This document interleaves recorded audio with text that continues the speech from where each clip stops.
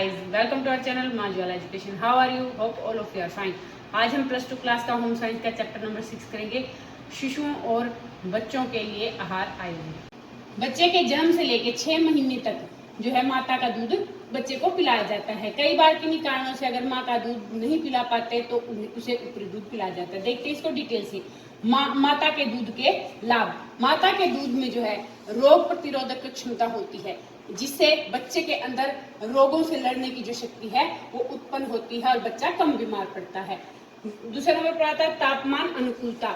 माँ के दूध का तापमान और बच्चे का तापमान जो है उनमें अनुकूलता होने के कारण बच्चा उस दूध को जल्दी से पचा सकता है और साथ ही बीमारियों से बचता है।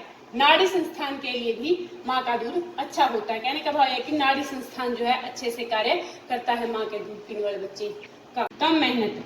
माँ के दूध पिलाने में मेहनत कम करनी पड़ती है, नहीं तो बच्चे के लिए दूध गर्म करना, फिर उसको ठंडा करना, उसके बाद पिलाना काफी मेहनत हो जाती है और बच्चा पीता कितना है, बिल्कुल थोड़ा सा जरा सा दूध पीता है, जिसकी वजह से बार बार गर्म करने की वजह से वो दूध भी खराब हो जाता है और काफी मेहनत करनी पड़ती है। लेकिन अगर माँ अपना दूध पिलाती है तो जो है इस मेहनत से वो बच सकती है। माता और शिशु को मानसिक संतोष मिलता है। माता जब अपने बच्चे को दूध पिलाती है, अपने शिशु को जब दूध पिलाती है तो माँ जो है संतोष महसूस करती है। इसी तरह बच्चा भी अपनी माँ के दूध को पीकर जो है संतुष्ट होता है। माता के दूध में अमीनो अम्ल होता है जो त्वचा के लिए भी अच्छा होता है, बच्चे की त्वचा को अच्छा बनाता है। 6 मास तक का जो शिशु होता है ना, उसकी हर जरूरत को माँ का दूध जो है पूरा करता है। इसमें धन का व्यय भी नहीं होता। कहने का भाव है कि जब हम अगर ऊपर दूध खरीदते हैं, उसको बार बार गर्म करते हैं, उसमें दूध का भी खर्च होता है, गर्म करने के लिए ऊर्जा भी लगती है, वो सब खर्च जो है माँ के दूध की वजह से बच जाता है। अब देखते हैं ऊपरी दूध शिशु को देने के क्या कारण है, उसके क्या लाभ हैं। कारण, कई बार माँ बीमार हो जाती है। माँ के बीमार होने की वजह से जो है बीमार माँ का दूध बच्चे को नहीं दिया जाता, ताकि बच्चा भी कहीं बीमार न हो जाए, इसलिए बच्चे को बचाने के लिए नहीं दिया जाता। मुख्य कारण यही है। माँ का फिर से गर्भवती होना। कई बार माँ जो है जल्दी गर्भवती हो जाती है, जिसकी वजह से माँ का दूध बच्चे उनको पिलाने से हटा दिया जाता है। आगे आता है माँ का नौकरी करना। अगर कोई माता नौकरी करती है और उसका शिशु छोटा है तो इस कारण से फिर वह नौकरी करने में समस्या पैदा होती है और इसलिए कई जो है अपनी नौकरी के लिए अपने बच्चे को दूध पिलाने लग जाते हैं। शिशु की असमर्थता। कई बार शिशु बीमार होता है या उसकी जीभ जो है वो चपटी होती है, जिसकी वजह से वो माँ के दूध को पीने में असमर्थ होता है, तब भी उसे ऊपर का दूध पिलाया जाता है। 5वें नंबर पर आता है माँ की दूध पिलाने की रुचि न होना। आधुनिक समय में माँ जो है मॉडर्न होती चली जा रही है, जिसकी वजह से वो अपने बच्चे को अपना दूध पिलाने में जो है ज्यादा रुचि नहीं ले, जिसकी वजह से वो जो है बच्चे को ऊपरी दूध पिलाना शुरू कर देती है। अब देखते हैं इसके लाभ। ऊपरी दूध पिलाने से लाभ क्या होते हैं।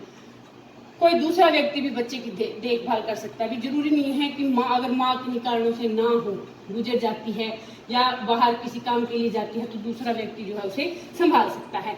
माँ के रोग का शिशु पर असर न होना। अगर माँ रोगी है, बीमार है, तो ऊपर का दूध पिलाने की वजह से बच्चा जो है उस रोग के असर से बच सकता है। कहीं भी दूध पिलाना जो है वो आसान हो जाता है। ऊपर का दूध जो है बच्चे को बोतल निकाली और कहीं भी पिलाना शुरू हम कर सकते हैं। के बाद आता है माँ घर से बाहर काम करने में बाधित नहीं होती। अगर बच्चा ऊपर का दूध पीना शुरू कर देता है तो माँ भी अपना काम जो है बिना बाधा के कर सकती है। अब देखते हैं माँ और पशु के दूध में अंतर क्या है। ये क्वेश्चन जो है हमेशा मोस्टली आता है, ये जरूर आप लोगों को करना है। माँ का दूध, पशु या ऊपर का दूध। कई बार पशु का दूध लिखा आता है, कई बार ऊपर का दूध लिखा आता है, तो आपको पता होना चाहिए कि पशु के दूध को ऊपर का दूध बोलते हैं। नंबर 1, माँ के दूध में लैक्टोस्यूमिन होता है, जबकि पशुओं के दूध में केसीन होता है। माँ का दूध जो है शीघ्रता से पचता है, अधिक पचता है, लेकिन पशु का दूध जो है वो बच्चा कम पचा पाता है। तीसरे नंबर पर आता है नाड़ी तंत्र का विकास अधिक करता है। माँ का दूध नाड़ी तंत्र का विकास जो है शीघ्रता से करता है, जबकि पशु का दूध जो है नाड़ी तंत्र का विकास कम करता है। माँ के दूध में कैल्शियम और फास्फोरस जो है वो कम होता है, जबकि पशु के दूध में कैल्शियम और फास्फोरस जो है वो अधिक होता है। नंबर 5 पे आता है थायमिन और विटामिन सी अधिक प्रदान करता है, जबकि पशु का दूध जो है जब हम उबालते हैं तो ये तो नष्ट हो जाते हैं। 1 से 12 साल के बच्चों की प्रस्तावित पौष्टिक तत्वों की मात्रा। 1 से 3 साल के बच्चों को ऊर्जा जो है 1240 कैलोरी चाहिए, प्रोटीन 22 ग्राम, कैल्शियम 400 मिलीग्राम, लोहा 12 मिलीग्राम, रेटिनॉल 400 माइक्रोग्राम और कैरोटीन 1600 माइक्रोग्राम और थायमीन जो है वो 0.6 मिलीग्राम, राइबोफ्लोविन 0.7 मिलीग्राम, नाइसिन जो है वो 8 मिलीग्राम, विटामिन सी जो है वो 40 मिलीग्राम और फॉलिक अम्ल 30 माइक्रोग्राम चाहिए। अब देखते हैं इनके खाद्य पदार्थ। अनाज जो है 1 से 3 साल के बच्चों को 175 ग्राम प्रतिदिन चाहिए। दालें जो है वो 35 ग्राम, सब्जियां 70 ग्राम। इसके अंदर सारी सब्जियां आ जाती हैं, चाहे रूट वाली सब्जियां हों या हरी सब्जियां हों या दूसरी सब्जियां, सब सब्जियां जो है वो 70 ग्राम चाहिए। दूध 300 ग्राम, वसा 15 ग्राम और चीनी और गुड़ जो है वो 30 ग्राम। देखते हैं 4 से 6 साल के बच्चों के लिए ऊर्जा जो है 1690 calorie, protein 30 gram, calcium 400 milligram, लोहा जो है वो 18 milligram, retinol 400 microgram, carotene 1600 microgram, thiamine जो है वो 0.9 मिलीग्राम, राइबोफ्लोविन 1 मिलीग्राम और carotene 1600 microgram, thiamine 0.9 milligram, riboflavin 1 milligram, niacin 11 milligram, vitamin C 40 milligram और फोलिक अम्ल जो है वो 40 माइक्रोग्राम चाहिए। अब इनका खाद्य पदार्थ देखते हैं। अनाज इनको 270 ग्राम पर डे पर प्रतिदिन चाहिए और दालें 35 ग्राम, सभी सब्जियां जो है वो 100 ग्राम, दूध 250 ग्राम, वसा 25 ग्राम और गुड़ और चीनी जो है इन्हें 40 ग्राम प्रतिदिन चाहिए। उसके बाद देखते हैं 7 से 9 साल के बच्चों के लिए ऊर्जा 950 calorie, protein 41 gram, calcium 400 milligram, लोहा 26 milligram, retinol 600 microgram, carotene 2400 microgram, thiamine 1 milligram, riboflavin 1.2 milligram, niacin 13 milligram, vitamin C 40 milligram और फोलिक अम्ल जो है वो 60 माइक्रोग्राम चाहिए। अब इनके खाद्य पदार्थ देखते हैं। इन बच्चों को खाद्य पदार्थ जो है वो प्रतिदिन के हिसाब से कितने ग्राम चाहिए। अनाज 370 ग्राम, दालें 40 ग्राम, सब्जियां 105 ग्राम, दूध 250 ग्राम, वसा 30 ग्राम और गुड़ और चीनी जो है वो 40 ग्राम। अब देखते हैं 10 से 12 साल के लड़कों के लिए ऊर्जा 2190 calorie, protein 54 gram, calcium 600 milligram, लोहा 34 milligram, retinol 600 microgram, carotene 2400 microgram, thiamine 1.1 milligram, riboflavin 1.3 milligram, niacin 15 milligram, vitamin C 40 milligram और फोलिक अम्ल जो है वो 70 माइक्रोग्राम चाहिए। अब इनका खाद्य पदार्थ देखते हैं कि प्रतिदिन के हिसाब से कितना खाद्य पदार्थ चाहिए इनको। अनाज 420 ग्राम, दालें 45 ग्राम, सब्जियां 130 ग्राम, दूध 250 ग्राम, वसा 40 ग्राम और गुड़ और चीनी जो है वो 45 ग्राम। 10 से 12 साल की लड़कियों के लिए देखते हैं ऊर्जा 1970 calorie, protein 57 gram, calcium 600 milligram, लोहा 19 milligram, retinol 600 microgram, carotene 2400 microgram, thiamine 1 milligram, riboflavin 1.2 milligram, niacin 13 milligram, vitamin C 40 milligram और फोलिक अम्ल जो है वो 70 माइक्रोग्राम चाहिए। अब इन्हें खाद्य पदार्थ की कितनी जरूरत होती है देखते हैं। अनाज 380 ग्राम, दालें 45 ग्राम, सब्जियां 130 ग्राम, दूध 250 ग्राम, वसा 35 ग्राम और गुड़ और चीनी जो है 45 ग्राम। शिशु को ऊपरी दूध देते समय निम्न बातों का ध्यान रखना चाहिए। नंबर 1, दूध उबालने का बर्तन, निप्पल, बोतल जो है वो पूरी तरह से विसंक्रमित होनी चाहिए। कहने का भाव है कि पूरी तरह से उबली हुई होनी चाहिए, जिसकी वजह से वो बिल्कुल साफ हो और जो है किसी तरह का संक्रमण न हो। शुरू में शिशु के दूध में पानी मिलाना चाहिए। जब वह इस दूध को डाइजेस्ट करने लग जाए तो धीरे धीरे पानी की मात्रा जो है वो कम कर दे।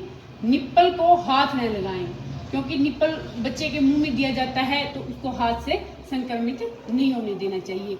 नंबर 4 पे आता है दूध की मात्रा उतनी ही रखें जितनी कि बच्चा पी सके, क्योंकि अगर हम ज्यादा दूध डाल देंगे तो दोबारा अगर हम उस दूध को देंगे तो वो दूध जो है वो खराब हो जाएगा। इसलिए इतनी ही मात्रा रखें जितनी बच्चा पी सके, और दोबारा उस दूध को कभी भी नहीं देना चाहिए बच्चे को। 5वें नंबर पर आता है शिशु को गाय का दूध पिलाना चाहिए, क्योंकि गाय के दूध की जो संरचना होती है ना वो माँ के दूध जैसी होती है। आगे देखते हैं ऊपरी भोजन। ऊपरी भोजन होता क्या है? ऊपरी भोजन जो है 6 मास तक माता का दूध जो है शिशु की हर पोषक तत्व की जो आवश्यकता है ना उसको पूरा करता है, परंतु धीरे धीरे शिशु की वृद्धि होने के कारण उसके शरीर में पोषक तत्वों की मांग जो है बढ़ती चली जाती है, इसलिए शिशु को दूध के साथ अन्य पोषक तत्वों की भी जरूरत पड़ने लगती है। इन अन्य आहारों को ऊपरी आहार कहते हैं। अब देखते हैं ऊपरी आहार देने के लाभ क्या होते हैं। नंबर 1, पोषक तत्वों से भरपूर, क्योंकि जो दूध की कमी की वजह से जो पोषक तत्व बच्चे के अंदर जिनकी कमी हो जाती है वो जो है भरपूर मात्रा में ऊपरी भोजन से उन्हें प्राप्त हो जाएंगे और उनकी कमी जो है बच्चों को नहीं होगी। इसके बाद आता है वृद्धि और विकास में सहायक। ऊपरी भोजन जो है बच्चे के वृद्धि और विकास में सहायता करेगा और बच्चे को भोज्य पदार्थों की जो है आदत हो जाएगी। कहने का भाव ये है कि बच्चे को अगर हम थोड़ा थोड़ा करके खिलाना शुरू कर देंगे तो उसको आदत हो जाएगी ऊपर के भोजन की। इसके बाद है निरोगता। निरोगता का मतलब है कि बच्चा जो है रोगों से लड़ने की क्षमता जो है बच्चे के अंदर वो ज्यादा हो जाएगी और वह कम बीमार होगा। ऊपरी भोजन लेने की वजह से बच्चे की जो है सभी जो आवश्यकताएं वो पूरी हो जाती है, जिसकी वजह से बच्चा जो है क्रियाशील होता है। कहीं भी खिला सकते हैं। ऊपरी भोजन जो है हम कहीं सफर में हैं या कहीं बाहर गए जा रहे हैं तो वहाँ हम ऊपरी भोजन बच्चे को कभी भी कहीं भी खिला सकते हैं। इसके बाद देखते हैं ऊपरी भोजन देते समय ध्यान देने योग्य बातें कौन कौन सी हैं। थोड़ी मात्रा, बच्चे को कोई भी चीज खिलाएं थोड़ी मात्रा में दें। एक ही भोज्य पदार्थ, एक समय में केवल एक ही भोज्य पदार्थ बच्चों को देना चाहिए। इसके बाद आता है शुरू में तरल रूप में आहार दें। शुरू में जो है ऊपरी आहार जो है वो 3 तरह का होता है। एक होता है तरल, एक होता है थोड़ा कोमल नरम और एक होता है ठोस। सबसे पहले शुरू में तो उसे तरल आहार दें, उसके बाद जब वो थोड़ा थोड़ा उसको डाइजेस्ट कर ले, जैसे तरल आहार में क्या क्या आता है, दाल का पानी दें, उसको फलों का रस दें, इस तरह से जूस दें और दूध से छाछ बना के दें। इस तरह से जो है उसको तरल पदार्थ दें। उसके बाद जब वो उसको पचाना शुरू कर देता है उसके बाद जो है अर्ध तरल पदार्थ दें, जिसके अंदर क्या क्या आता है, जिसके अंदर आता है जैसे दलिया जो है दूध में घोल कर देना, खिचड़ी खिलाना, खीर खिलाना। उसके बाद धीरे धीरे जब वो उसको भी खाना शुरू कर देता है तब हमें ठोस पदार्थ जो है बच्चों को खिलानी चाहिए। इस तरह से बच्चा जो है खाने की में रुचि भी लेने लग जाएगा और उसे सभी जो पोषक तत्व वो भी प्राप्त हो जाएंगे। इसके बाद आता है मजबूर न करें। बच्चा अगर कोई चीज नहीं खाना चाहता है तो उसके ऊपर बिल्कुल दबाव नहीं डालना चाहिए, उसे मजबूर नहीं करना चाहिए कि उसे जरूर खाए। आराम, अगर वो खाता है तो अच्छी बात है, नहीं खाता है तो रहने देना चाहिए। इसके बाद है मिर्च मसाला तला आहार न दें। छोटे बच्चों को कभी भी मिर्च मसाला नहीं देना चाहिए और ना ही तला हुआ भोजन उनके लिए नुकसानदायक है। भोजन में जो है विभिन्नता होनी चाहिए, कभी कुछ खिला दिया कभी कुछ, हर रोज अलग खाना खिलाएं ताकि बच्चे को वो रुचि कर लगे और बच्चा पसंद करके उसको खाए। इसके बाद है मनपसंद भोज्य पदार्थ देना। बच्चों को जो भोज्य पदार्थ पसंद है उनकी अधिकता रखें। अन्य पदार्थ भी मिलाएं लेकिन ज्यादा पदार्थ वो बनाए जो बच्चा पसंद करके खाता है। धीरे धीरे जब उसको रुचि लेंगे, उसने शुरू कर दी भोज्य पदार्थों में तो वह और चीजें भी खाना शुरू कर देगा। इसके बाद है फल या कच्ची खाने वाली सब्जियां भी बच्चों को दे, जैसे लंबी काट के गाजर दे दी जाए, मूली दे दी जाए। इसी तरह से खीरा जो है वो लंबा काट के बच्चे को दे दिया जाए तो बच्चा जो है धीरे धीरे उसको रुचि से खाने लग जाता है। अब देखते हैं स्कूल जाने वाले बच्चों का जो नाश्ता है वो किस तरह का होना चाहिए। नंबर 1, पौष्टिक नाश्ता जो है दिया जाता है सुबह उठते ही वो पौष्टिक होना चाहिए। उसके अंदर विभिन्न पोषक तत्वों का समाहार होना चाहिए।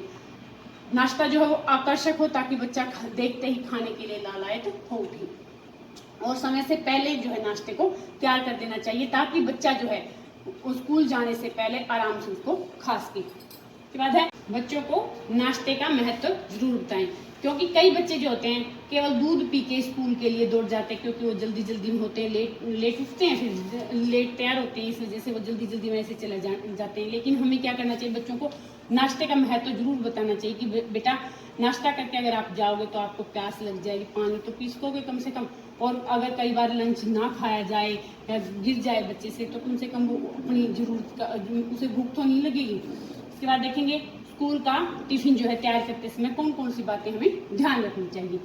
टिफिन बच्चे की 1 से 5 तक की जो कैलोरी है उसको जरूर पूरा करता हो। कहने का भाव ये कि जितनी पूरे दिन में उसको कैलोरी की जरूरत है उसका 1/5 पार्ट जो है उसे अपने टिफिन से जरूर प्राप्त होना चाहिए। दूसरे नंबर पर आता है पौष्टिकता का ध्यान रखें।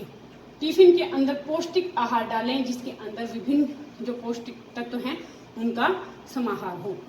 विभिन्नता, टिफिन जो है रोज बदल बदल के देने चाहिए, कभी किसी चीज की सब्जी डाल दी, कभी कुछ, तो इस तरह से बच्चा विभिन्नता के चलते जो है टिफिन को जरूर खाएगा और उसकी जो विभिन्न पोषक तत्व से प्राप्त होंगे। इसके बाद है भोज्य पदार्थ जो है वो सूखा बनाना चाहिए। टिफिन के अंदर ज्यादा पानी वाली अगर हम सब्जी डाल देंगे तो बच्चे का बैग भी खराब हो जाएगा और वो उसे मन करके खाएगा भी। इसलिए टिफिन हमेशा जो है सूखी सब्जी डाल दीजिए टिफिन में। टिफिन न अधिक भारी हो और न ही अधिक हल्का हो। कहने का भाव है कि टिफिन के अंदर जो खाना जो डाला जाए वो ना तो अधिक भारी हो न ही हल्का हो, कम से कम इतना जरूर हो कि बच्चे जो है अपना पेट भर के उसे वो खाए तो संतुष्ट हो जाए। 6 नंबर पे आता है टिफिन में नैपकिन का प्रयोग अवश्य करें। टिफिन को वैसे अगर हम चपातियां डाल देते हैं तो गर्म होने की वजह से ओस जैसे बूंदे वहाँ पर भाप की वजह से इकट्ठे हो जाते हैं और वो खाना जो है गल जाता है। इसलिए नैपकिन का प्रयोग करना चाहिए ताकि खाना जो है साफ ऐसे कैसा हो। गाइज, ये था हमारा आज का टॉपिक। आशा है कि आपको पसंद आएगा और आप इससे जरूर लाभ उठाएंगे और इसे लाइक करेंगे, शेयर करेंगे, कमेंट करेंगे, हमारे चैनल को सब्सक्राइब करेंगे और बेल आइकन दबाएंगे। देखते रहेंगे माँ ज्वाला एजुकेशन। स्वस्थ रहेंगे, मस्त रहेंगे। Bye bye.